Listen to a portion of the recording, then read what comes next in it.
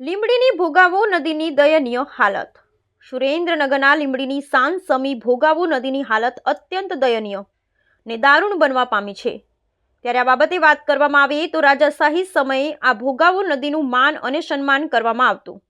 જ્યારે બંને કાંઠે પાણી વહેતું હોય અને પૂરનો માહોલ સર્જાય ત્યારે રાજા દ્વારા શ્રીફળ ચડાવતા એટલે પાણી ઉતરી જતું।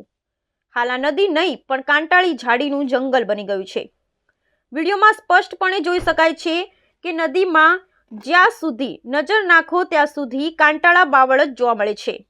તંત્ર દ્વારા જો આ બાવળનો નિકાલ કરવામાં આવે તો નદી સ્વચ્છ અને સુંદર બની શકે છે, પરંતુ નિર્ભર તંત્ર દ્વારા આ બાબતે ગંભીરતાપૂર્વક કોઈ વિચારણા કરવામાં આવશે કે પછી ટાઈમ પાસ કરવામાં આવશે તે તો આવનારો સમય જ બતાવશે।